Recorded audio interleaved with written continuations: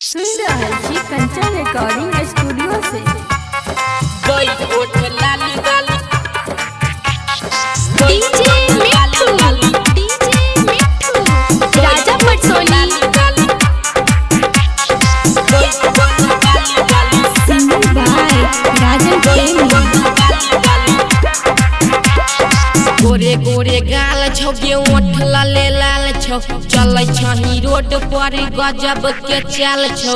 गोरे गोरे गाल छौ गे ओठ लाले लाल छौ चलै छही रोड पर गजब के चाल छौ। गोई ओठ लाली बाली गोई कन बाली बाली ओठ लाली बाली गोई कन बाली बाली मन ललचाबै छी देखै के चढ़ल जवानी देखै के चढ़ल जवानी देखै के चढ़ल जवानी। गोरे गोरे गाल छौ गे ओठ लाले लाल छौ चलै छही रोड पर गजब के चाल छौ। गोरे गोरे गाल छौ गे ओठ लाले लाल छौ चलै छही रोड पर गजब के चाल छौ। गोई ओठ लाली बाली गोई कन बाली बाली गोई कन बाली बाली गोई कन बाली बाली मन ललचाबै छी देखै के चढ़ल जवानी देखै के चढ़ल जवानी देखै के चढ़ल जवानी। डीजे मिठू राजा पटसोनी गोई कन बाली बाली गोई ओठ लाली बाली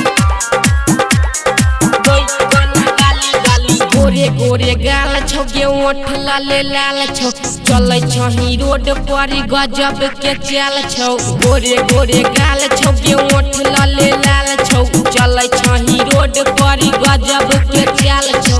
गोई ओठ लाली बाली गोई कन बाली बाली गोई कन बाली बाली गोई कन बाली बाली मन ललचाबै छी देखै के चढ़ल जवानी देखै के चढ़ल जवानी देखै के चढ़ल जवानी। डीजे मिठू गोई ओठ लाली बाली राजा पटसोनी गोई कन बाली बाली सिंगर बाय राजन गोई प्रेमी। ओठ लाली बाली गोई कन बाली बाली देखै में लागै छी माल गजब गे गोरे गोरे गाल चीखे भी तू कब गे देखै में लागै छी माल गजब गे गोरे गोरे गाल चीखे भी तू कब गे। श्याम बाबू बादल से कॉले न लभ गे श्याम बाबू बादल से कॉले न लभ गे।